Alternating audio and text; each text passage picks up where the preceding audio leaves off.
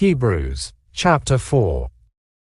Therefore, since the promise of entering his rest still stands, let us be careful that none of you be found to have fallen short of it. For we also have had the good news proclaimed to us, just as they did, but the message they heard was of no value to them, because they did not share the faith of those who obeyed. Now we who have believed enter that rest, just as God has said, "So I declared on oath in my anger, they shall never enter my rest." And yet his works have been finished since the creation of the world. For somewhere he has spoken about the seventh day in these words, "On the seventh day God rested from all his works." And again in the passage above he says, "They shall never enter my rest." Therefore, since it still remains for some to enter that rest, and since those who formerly had the good news proclaimed to them did not go in because of their disobedience, God again set a certain day, calling it today.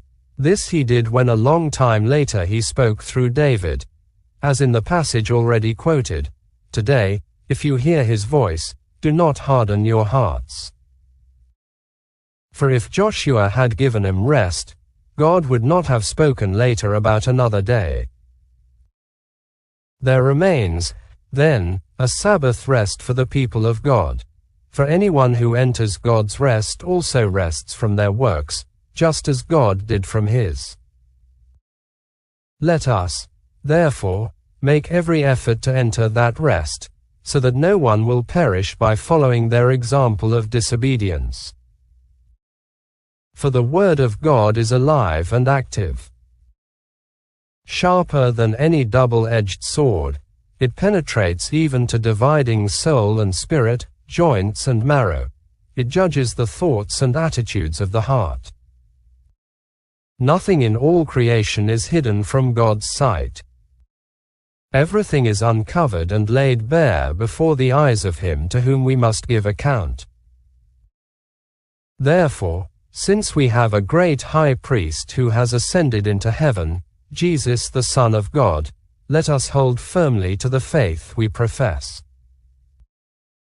For we do not have a high priest who is unable to empathize with our weaknesses, but we have one who has been tempted in every way, just as we are, yet he did not sin. Let us then approach God's throne of grace with confidence, so that we may receive mercy and find grace to help us in our time of need.